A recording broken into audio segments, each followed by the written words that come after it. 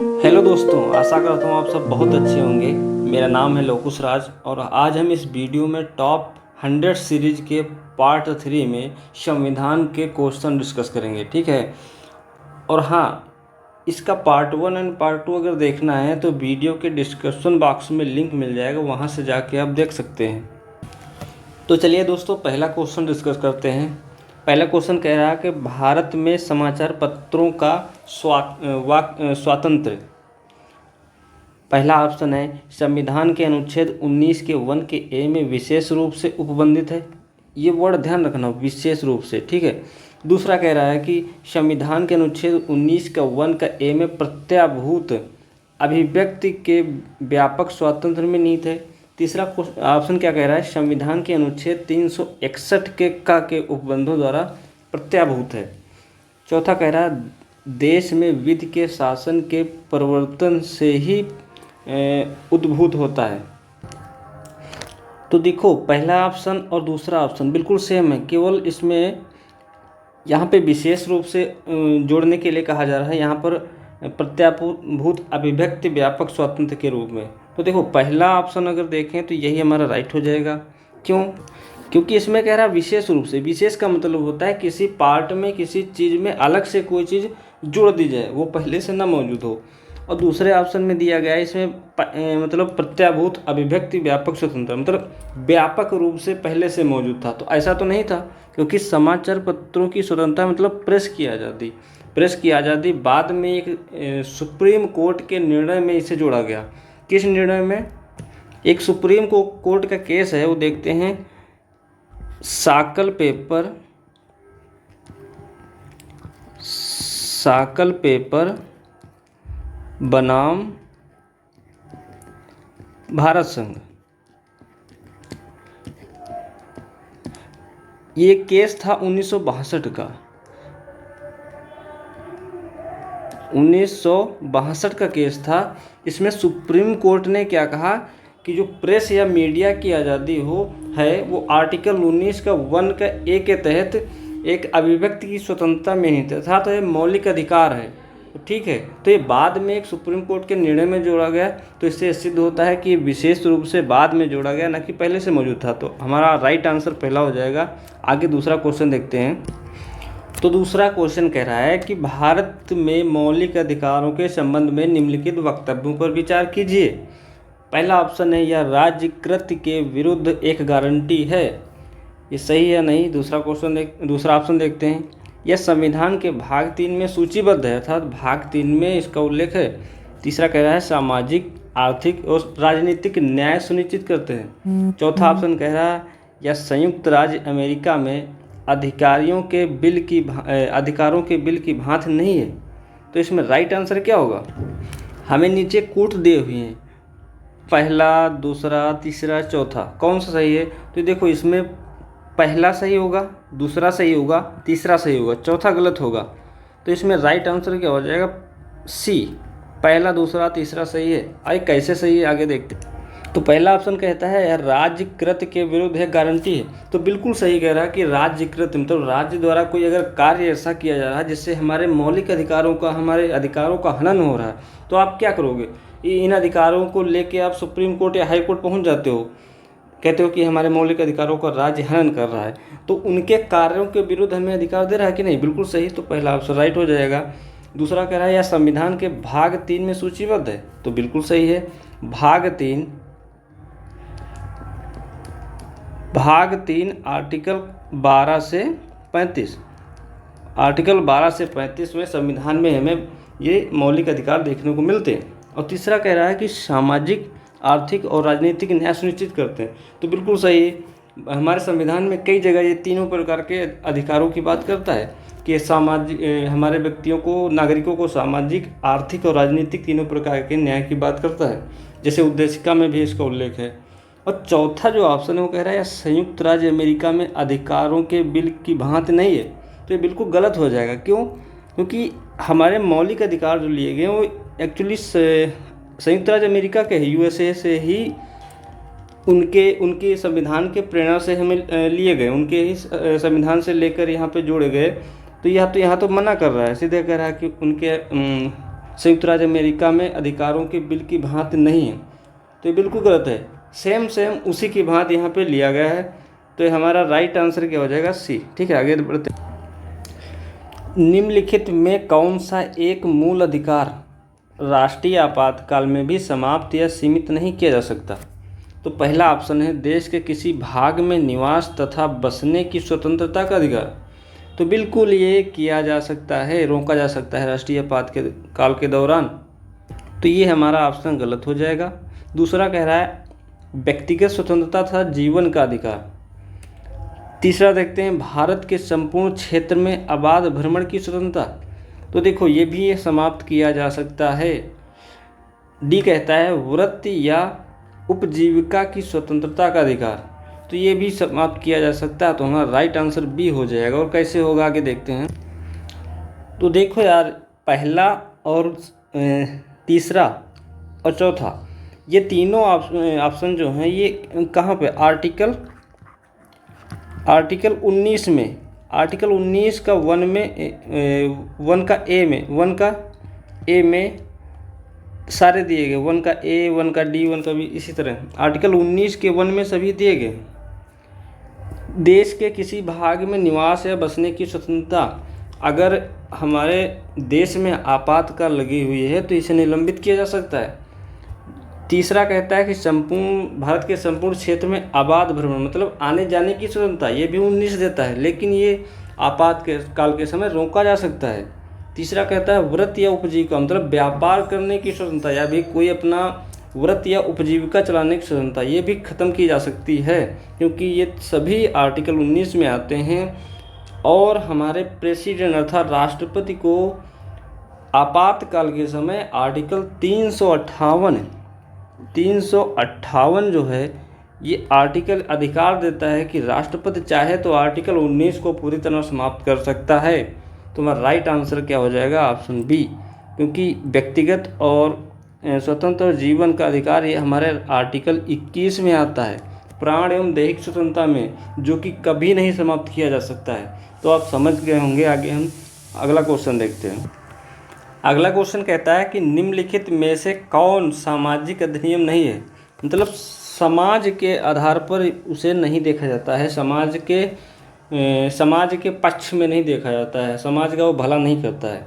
जैसे पहला ऑप्शन क्या है? मीसा MISA, मीसा। इसकी फुल फॉर्म होती है maintenance of internal security act. ये कब लाया गया? संसद द्वारा 1971 में लाया गया। ठीक है। दूसरा कहता है anti dowry act. Anti dowry act क्या है? मतलब दहेज निषेध अधिनियम। एंटी डाउरी मीन्स दहेज होता है। तो दहेज निषेध अधिनियम 1961 में लाया गया था। इसमें क्या है कि दहेज लेने या देने के लिए अगर किसी को उस पर रिस्ट्रिक्शन लगाए जाते हैं, उस पर रोक लगाई जाती है, उसके तहत कार्रवाई की जाती है। अगर कोई दहेज की मांग करता है या दहेज देता है या लेता है तो उसके विरोध में है। ठीक है। तो ये तो देखो हमारे सामाजिक अधिनियम के ही अंतर्गत आता है। क्यों? क्योंकि समाज में अच्छा ही देता है कि अगर दहेज लेना देना कोई सही बात तो है नहीं, तो उस पर रोक लगाता है। दूसरा है protection of civil right act. तो बिल्कुल सही, सिविल मतलब लोगों के, नागरिकों के अधिकार, अगर उनके अधिकारों की रक्षा करने के लिए कोई एक्ट है तो सामाजिक अधिनियम हुआ। तीसरा कहता है prevention of immoral traffic act. ये भी हमारे सामाजिक हो गया। लेकिन मीसा जो है इसका अगर हम इतिहास देखें,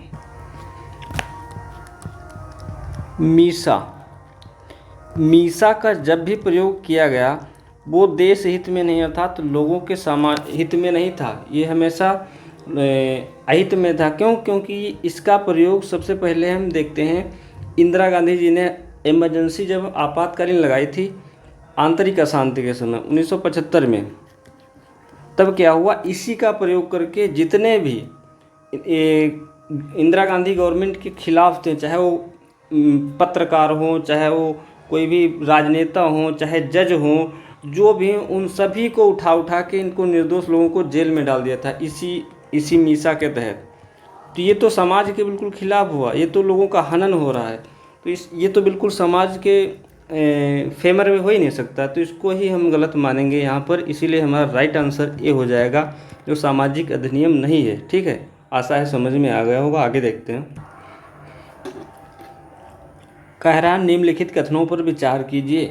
तो पहला ऑप्शन कह रहा है कि अनुच्छेद 301 में संपत्ति के अधिकार से संबद्ध है। तो बिल्कुल गलत है। 301 में संपत्ति का अधिकार का उल्लेख कहीं हुआ ही नहीं है। दूसरा कह रहा है संपत्ति का अधिकार एक विधिक अधिकार है। बिल्कुल सही, जो कि 300 का में है, एक विधिक अधिकार है, किंतु यह एक मूल अधिकार नहीं है। ये भी बिल्कुल सही। तो पहला दूसरा सही हो जाएगा हमारा। तीसरा कह रहा है कि भारत के संविधान में अनुच्छेद 300 का उस समय केंद्र में कांग्रेस सरकार 44वां संविधान संशोधन 1978, ध्यान रखना 44वां संविधान संशोधन 1900 कब हुआ? 78 में हुआ। इसके अंतर्गत स्थापित किया था। तो बिल्कुल सही, ये भी हमारा तीसरा सही हो जाएगा। तो पहला हमारा आंसर क्यों नहीं हुआ? क्योंकि 301 आर्टिकल में क्या कहता है? कहता है कि व्यापार, वाणिज्य एवं समागम की स्वतंत्रता, ना कि संपत्ति का अधिकार दिया गया। तो पहला गलत हो जाएगा। दूसरा, संपत्ति का अधिकार एक विधिक अधिकार है और यह मूल अधिकार नहीं है। बिल्कुल सही है। तो हमारा दूसरा और तीसरा राइट हो जाएगा। तो हमारा ऑप्शन क्या होगा? बी हमारा राइट हो जाएगा, दूसरा और तीसरा। आगे देखते हैं। 36 नंबर कह रहा है कि निम्नलिखित में से कौन सा मूल अधिकार एक विदेशी नागरिकों को प्राप्त नहीं है? तो पहला ऑप्शन विधि के समक्ष समानता।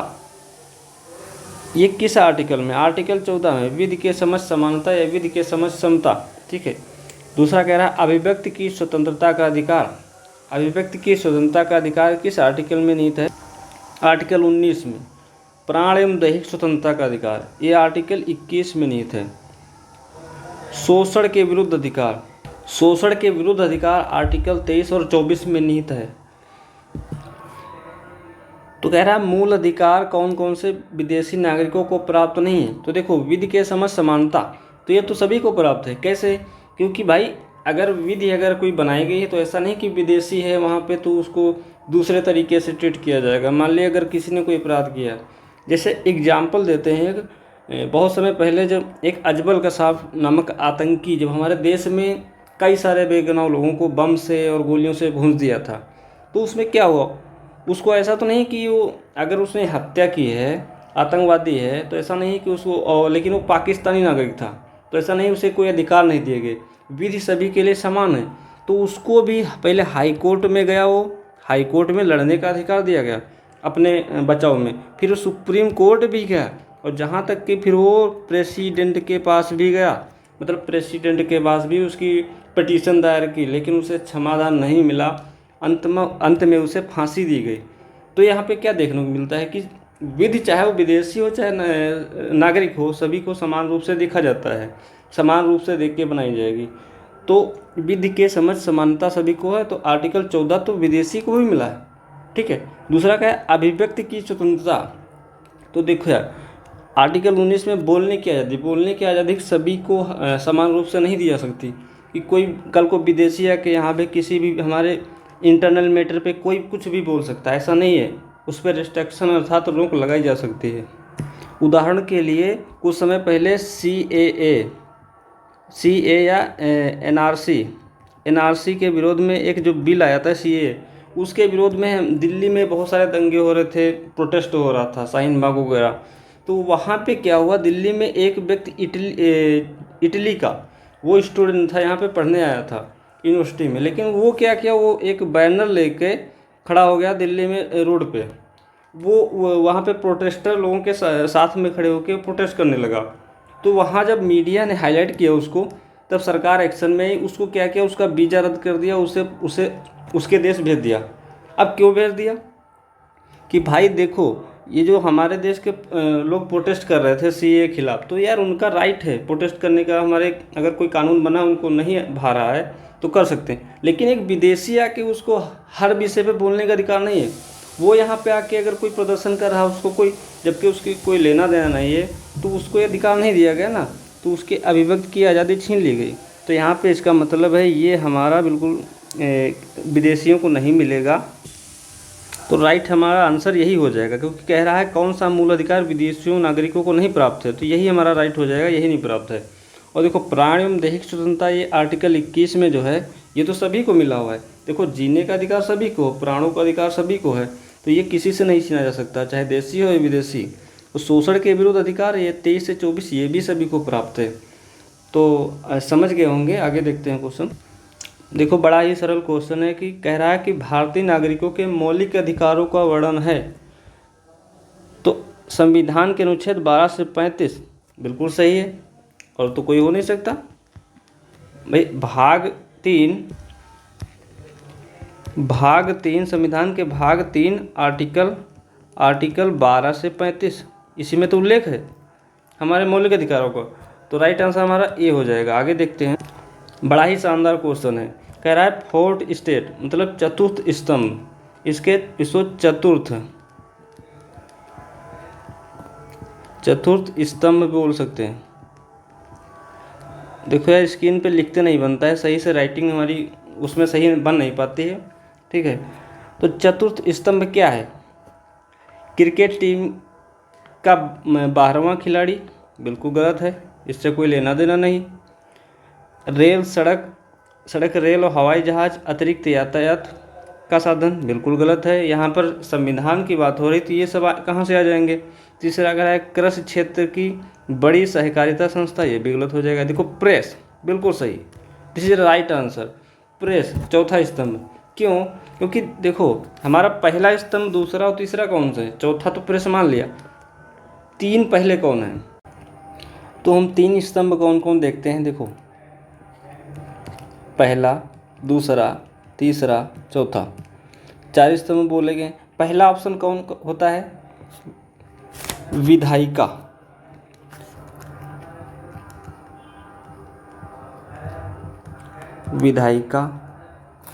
दूसरा होता है कार्यपालिका,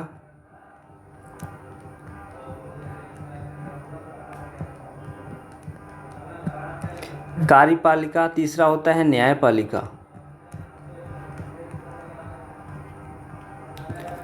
और चौथा हमें जो मानते हैं वो प्रेस होती है।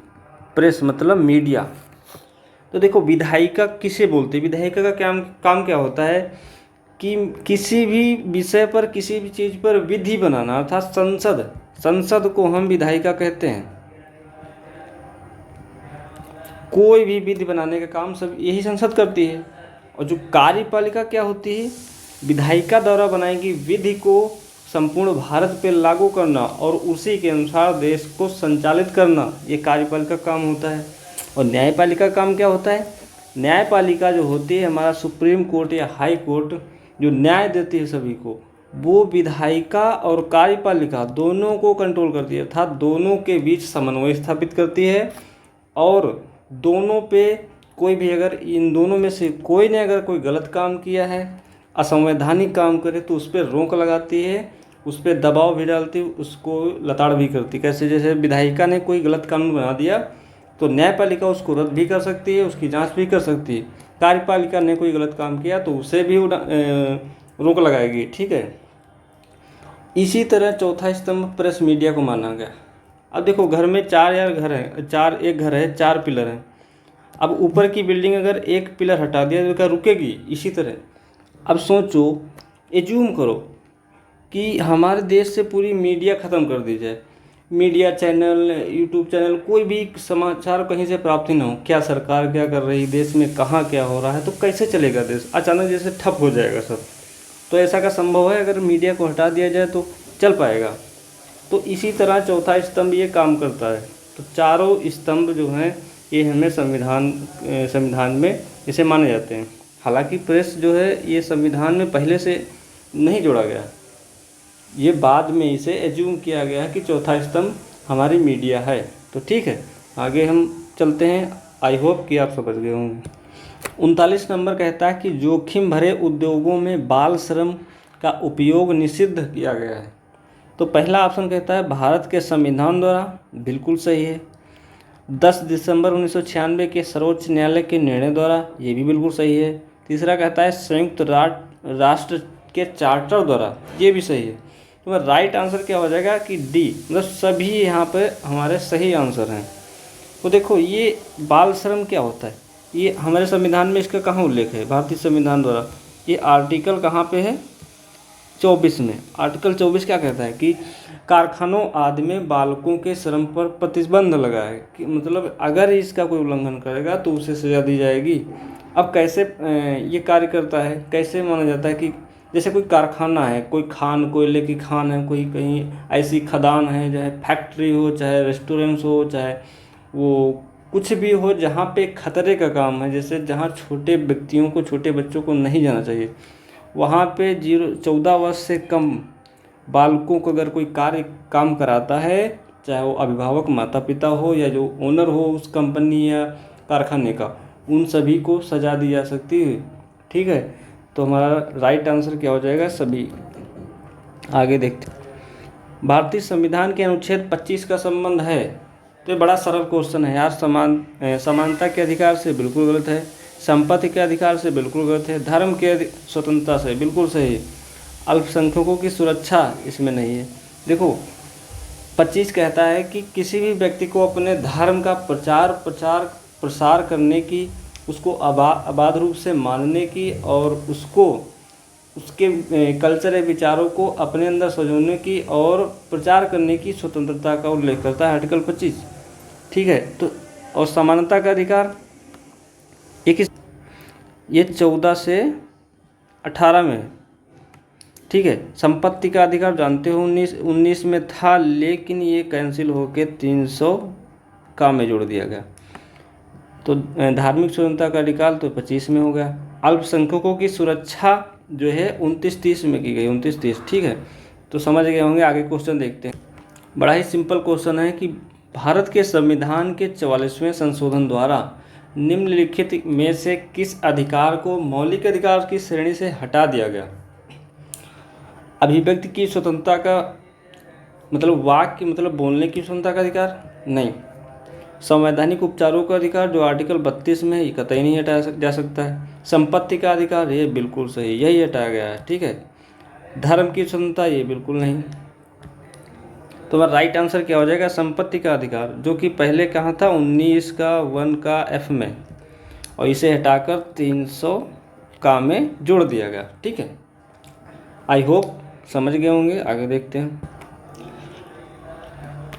कह रहा है कि भारतीय संविधान के निम्नलिखित अनुच्छेदों में से कौन सा एक लोक नियोजन और भारत के सभी नागरिकों को अवसर की समानता की प्रत्याभूति प्रदान करता है? लोक नियोजन और अवसर की समानता तो कौन है? देखो आर्टिकल 15 तो है नहीं, आर्टिकल 16 तो इस पर हम विचार कर सकते हैं। आर्टिकल 16 का 3 ये भी विचारणीय है। आर्टिकल 16 का 3, 4, 5 तो देखो हमारा राइट आंसर हो जाएगा बी। ये कैसे होगा? देखो 16 का एक कहता है, 16 का एक पॉइंट कहता है कि राज्य के किसी भी नियोजन में सभी नागरिकों को अवसर की समानता होगी। ठीक है, और 16 का 2 पॉइंट कहता है कि धर्म, मूल वंश, जात, लिंग, जन्मस्थान, उद्भव, निवास स्थान आदि के आधार पर राज्य किसी के साथ भेदभाव नहीं कर सकती है। ठीक है, तो इसमें क्या होगा? तो एक तरह का ये अवसर की समानता ही हुआ, लोक नियोजन हुआ, अवसर की समानता हुई। वो किसी भी धर्म आदि मूल वंश जाति के आधार पर उसे भेदभाव नहीं किया जाएगा, सभी को समान अवसर दिए जाएंगे। तो हमारा राइट आंसर क्या हो जाएगा? बी हो जाएगा। आगे देखते हैं। अगला कह रहा है कि भारत में रहने वाला ब्रिटिश नागरिक दावा नहीं कर सकता। देखो ब्रिटिश नागरिक यहाँ बात की है, ब्रिटिश के अलावा हम कह रहे हैं विदेशी नागरिक, विदेशी, ब्रिटिश भी मान लो, हम अपनी तरफ से लिख रहे हैं विदेशी, मतलब भारत के अलावा कोई दुनिया का कहीं भी कोई भी देश का नागरिक हो, वह कौन से अधिकार का दावा नहीं कर सकता भारत में? पहला कह रहा है व्यापार और व्यवसाय की स्वतंत्रता के अधिकार का, बिल्कुल नहीं कर सकता।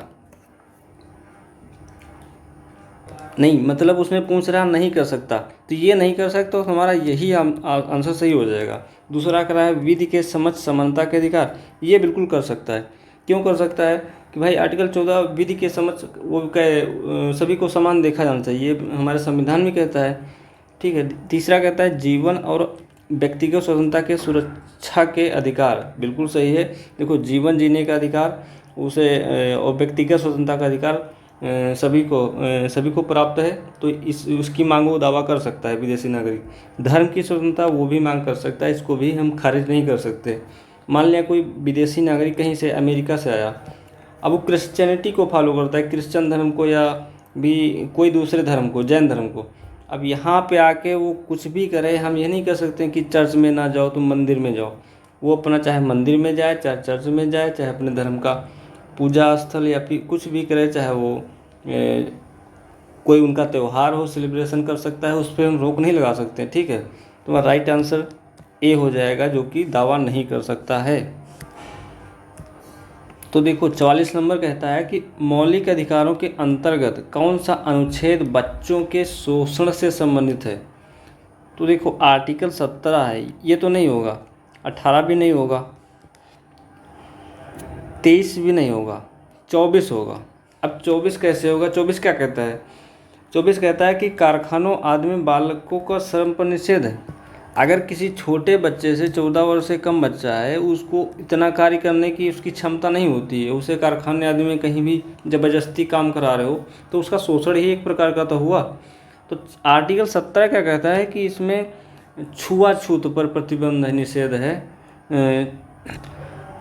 छुआछूत मतलब अनटचबिलिटी। ठीक है। 18 क्या कहता है कि राज्य, सेना या विधा संबंधी उपाधि, एकेडमी संबंधी उपाधि को छोड़कर अन्य कोई उपाधि किसी को धारण नहीं करेगा। ठीक है, कोई धारण नहीं करेगा।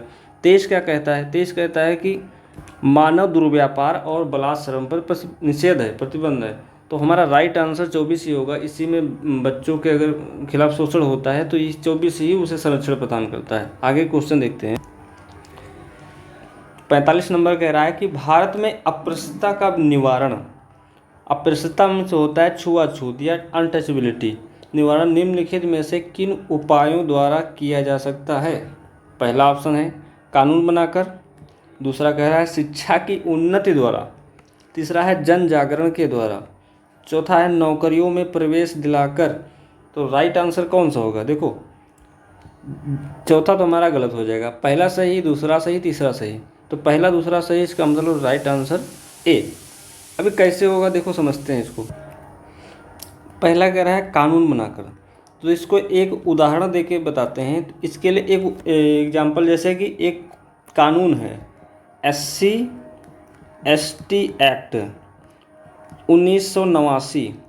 ये क्या करता है? ये जो निचले तबके के लोग हैं, जैसे SC ST में आते हैं, अगर उनको कोई जनरल कैटेगरी का व्यक्ति अगर उसको टॉर्चर करता है जाति के नाम से या किसी अन्य नाम से, उसे जाति नाम से या उसे नीचता के आधार पर उसे देखता है, उसके साथ कोई दुर्व्यवहार करता है, तो इस एक्ट के तहत उसे सज़ा मिलेगी। क्यों? क्योंकि उसमें कानून बना है। तो ठीक है, तो कानून तो क्या लोग डरते हैं, इसीलिए छुआछूत या मतलब जाति आदि समाज में इन सब चीज़ों से लोग थोड़ा डरते हैं कि ऐसा कानून बना है, अगर हम ऐसा करेंगे तो हमें सज़ा मिल सकती। तो कानून से थोड़ा बहुत समाज में डर पैदा होता है लोगों में, तो इससे भी अस्पृश्यता के निवारण में कुछ ना कुछ मदद मिलती है, तो हम कह सकते हैं। दूसरा कहता है शिक्षा की उन्नति द्वारा, तो बिल्कुल सही। अगर लोगों में शिक्षा पे जागरूकता बढ़ेगी, लोग पढ़े लिखे होंगे, तो समझ आएगी कि जाति या भेदभाव, ऐसे छुआछूत जैसा कोई वो नहीं होता समाज में, ये सब बिल्कुल गलत धारणा है।